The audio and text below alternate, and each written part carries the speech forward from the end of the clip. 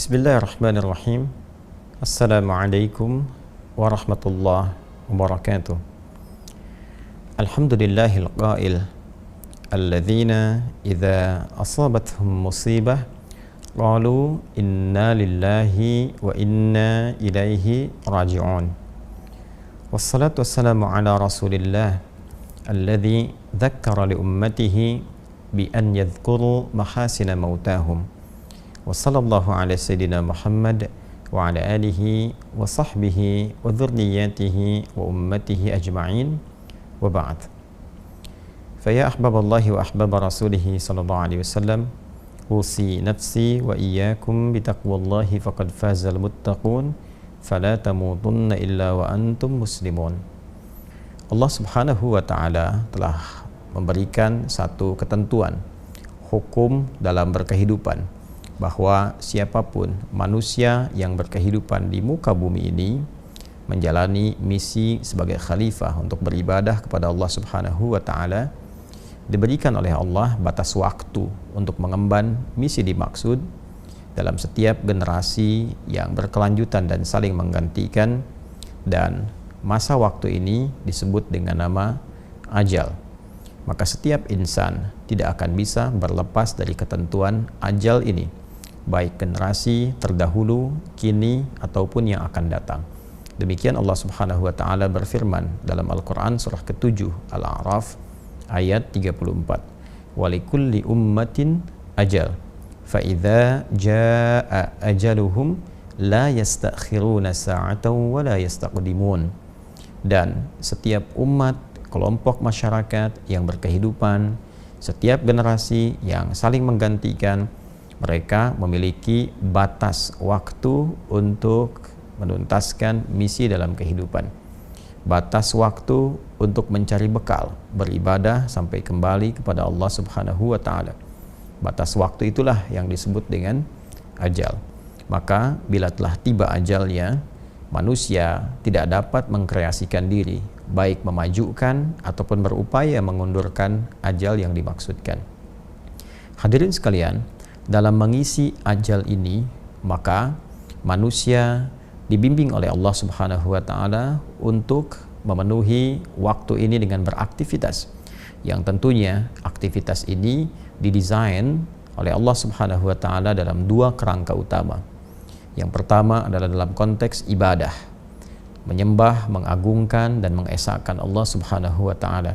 Demikian dalam Al-Quran surah ke-51 Adz-Dzariyat di ayat ke-56. Wa ma khalaqtul jinna wal insa illa liya'budun. Dan tidaklah kuciptakan jin dan manusia itu kecuali untuk mengkreasikan seluruh aktivitas hidupnya dalam rangka ibadah kepada Allah Subhanahu wa taala. Yang kedua adalah manusia dibimbing oleh Allah Subhanahu wa taala untuk menjadikan seluruh aktivitasnya dalam rangka memakmurkan setiap tempat yang ia pijak, memberikan dampak-dampak positif, hal-hal yang bermanfaat dalam setiap tindakan dan perilaku yang ia lakukan. Karena itulah hal yang bermanfaat, hal positif, hal yang kiranya mampu menyukseskan, memakmurkan, dalam bahasa Arab disebut dengan umur. Dan umur ini pula yang seringkali diterjemahkan dalam bahasa Indonesia dengan nama usia.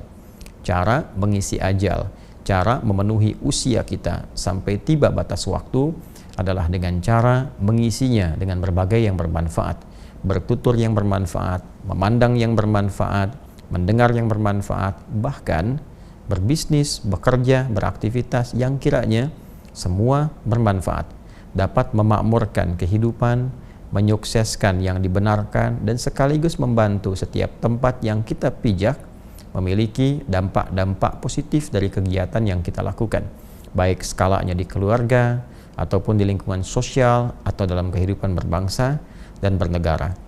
Manusia yang mengemban tugas itu, yang kedua ini, misinya disebut dengan khalifah. Quran surah kedua Al-Baqarah ayat ke-30. Wa idh qala rabbuka lil malaikati inni ja'ilu fil ardi khalifah.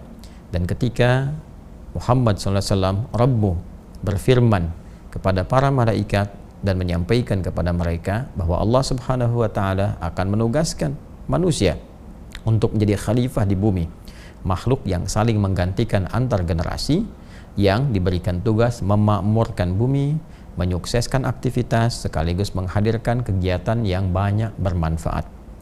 Semua kegiatan ini ketika dilekatkan dengan nama manusia disebut dengan insan namanya. Insan, karena itulah kemudian Allah Subhanahu wa taala memberikan pesan. Manusia yang berkehidupan, beraktivitas disebut dengan insan, namun tidak mengisi waktu yang diberikan sampai ajal tiba dengan perbuatan-perbuatan baik yang bermanfaat, yang memakmurkan, itu disebut oleh Allah sebagai manusia yang rugi. Maka turunlah surah ke-103 untuk mengingatkan, wal 'asr innal insana lafi khusr illa alladhina amanu wa 'amilus shalihat wa tawasaw bil haqqi wa tawasaw bis sabr. Demi waktu, aku bersumpah, demi kesempatan, waktu, momentum yang aku berikan pada setiap hamba untuk beraktivitas. Sungguh, setiap manusia yang beraktivitas memanfaatkan waktu itu berpotensi ada yang rugi. Kecuali di antara mereka yang bebas dari kerugian itu adalah yang beriman kepada Allah, yakin bahwa dunia sementara. Dunia itu tempat bertugas. Dan dunia itu pasti akan ditinggalkan. Sepanjang bernama manusia, pasti meninggalkan dunia. Sepanjang bernama manusia, pasti akan kembali kepada Allah untuk mempertanggungjawabkan berbagai misi yang telah diemban. Orang-orang yang yakin dengan itu semua, lalu mengkreasikan sisa waktunya untuk beramal soleh. Dan dengan itu saling mengingatkan, saling share, wa tawasaw bil haqq, dan bersabar menjalaninya, maka itulah orang yang terlepas dari kerugian. Hadirin sekalian, rangkaian ayat-ayat tadi mengingatkan pesan kepada kita bahwa setiap kita ini di dunia ini hanya membawa tugas, membawa misi besar. Imma itu untuk ibadah, mengesahkan, mengagungkan, berubudiyah kepada Allah Subhanahu wa taala. Karena itu kita salat, karena itu kita puasa, karena itu baca Al-Qur'an untuk mengimplementasikan keyakinan kita bahwa kita ini adalah seorang hamba yang punya tugas selama di dunia, mengesahkan, mengagungkan Allah Subhanahu wa taala. Saat yang bersamaan kita juga beraktivitas. Ada yang bekerja, ada yang berbisnis, ada yang di dunia diplomasi, di birokrasi, ada yang mengajar dalam rangka menjadi khalifah di bumi, membawa segala hal yang bermanfaat, mengajar yang bermanfaat, bisnis yang benar, menghindari manipulasi, jauhi kecurangan. Segalanya kita coba tunjukkan dalam rangka menjalankan misi yang telah Allah amanahkan kepada kita semua. Tapi ayat itu juga mengingatkan bahwa pada saatnya ketika ajal tiba, selesai misi kita dan kita pasti akan berpulang. Jadi kepulangan kita adalah satu hal yang sangat niscaya dan sifatnya pasti. Jadi siapapun yang berpulang kepada Allah Subhanahu wa taala, boleh jadi saat ini Pak Mahfudin telah lebih dulu meninggalkan kita. Tapi kita pun mesti yakin bahwa esok lusa tiba waktunya kita untuk pulang. Tinggal pertanyaannya, bagaimana kemudian kita melihat diri, melihat cermin, melihat sekitaran kita, dari siapa yang pulang itu. Dan dari situ kita belajar untuk bisa meningkatkan kebaikan yang mungkin kita bisa lakukan dan mengoreksi kekurangan-kekurangan, kesalahan-kesalahan yang mungkin telah dilakukan, sehingga ketika pulang bekalnya bisa optimal. Semua amal dinilai baik oleh Allah Subhanahu wa taala. Ini yang dimaksudkan Quran surah ke-67 di ayat yang kedua itu. Huwallazi khalaqal mauta wal hayata liyabluwakum ayyukum ahsanu amala wa huwal azizul ghafur. Dialah Allah Subhanahu wa taala yang telah menetapkan kematian itu dan juga kehidupan sesungguhnya untuk menguji yang masih hidup agar mereka belajar dari proses kematian itu. Siapa yang wafat? Sekarang ada sosok yang meninggalkan kita. Coba lihat mereka. Boleh jadi yang lebih dulu meninggalkan kita itu amalannya begitu luar biasa. Terkadang dia beramal dalam kesunyian, tidak banyak berisiknya, tidak banyak viralnya. Dia mungkin tidak begitu populer di dunia, tapi penduduk langit begitu mengenalnya. Terkadang ada yang terlihat memotivasi, terlihat viral kisahnya, banyak diketahui, tapi semua sepakat bahwa mereka orang baik. Jangan-jangan orang-orang yang wafat mendahului kita dan kita tahu saat ini, kita mengenalnya, boleh jadi mereka itu telah meninggalkan berbagai legasi yang dinilai soleh oleh Allah Subhanahu wa taala. Belajar dari itu. Bagaimana mereka bersedekah, bagaimana konsisten ibadah, salatnya, interaksi dengan Qur'annya. Liyabluwakum ayyukum ahsanu amala, untuk menguji engkau supaya engkau itu berpikir, kau itu merenung bahwa engkau pun akan pulang. Boleh jadi Pak Mahfudin telah mendahului kita, boleh jadi orang-orang lain mendahului kita, ada ayah kita, ibu kita. Al-Quran menegaskan pada kita, besok itu kamu, besok itu engkau. Lantas engkau harus mengoreksi diri, introspeksi. Kalau kamu pulang, bekal apa yang dibawa? Karena itu selalu belajarlah dari orang-orang yang telah kembali kepada Allah dan mendahului kita. Ambil manfaat dari mereka, pelajari kemuliaannya, kebaikan-kebaikannya. Liyabluwakum ayyukum ahsanu amala. Setelah itu kita buktikan kepada Allah untuk berubah. Tingkatkan amalan kita, tingkatkan ketakwaan kita. Minimal kita meneladani legasi kebaikan yang ditinggalkan oleh hamba-hamba Allah yang meninggalkan kita itu lebih dulu dibandingkan dengan kita. Pun demikian belajar dari kehidupan. Banyak orang soleh yang masih berkehidupan, banyak orang baik yang masih berkehidupan. Atau belajar setidaknya dari orang-orang yang baru dilahirkan. Ya, Walladzi khalaqal mauta wal haya, dan kehidupan. Ada orang yang baru dilahirkan, masih bersih, masih bening, banyak disayang-sayang, tidak banyak berbuat salah. Saat salah pun begitu cepat dimaafkan karena memang belum baligh, nalarnya belum sempurna. Ya, Allah memberikan pesan kepada kita, kamu itu lahirnya bersih, lahirnya baik, lahirnya penuh dengan kelembutan, kasih sayang, menyenangkan. Kenapa setelah dewasa, akal kamu matang kok menjadi keras, menjadi kasar, menjadi jauh dari kebaikan dan sebagainya? Introspeksi diri. Maka kehidupan, kematian mengajarkan kita pada hakikatnya untuk memperbaiki diri dan meningkatkan kualitas dalam berkehidupan. Ini yang pertama. Yang kedua, ini pesan penting dari Nabi SAW. Setiap insan yang sudah pasti akan meninggal, Nabi berpesan, siapkanlah bekal terbaik. Setidaknya sekalipun wafat, peluang-peluang transfer kebaikan itu masih tetap mengalir di alam barzakhnya, masih tetap mengalir. Dalam bahasa Arab disebut dengan jariyah. Kebaikan-kebaikan yang mengkreasikan pahala itu disebut dengan sedekah. Maka muncullah kemudian dalam banyak ayat di Al-Quran ataupun hadis-hadis Nabi SAW, sedekah-sedekah yang berfungsi untuk jariyah.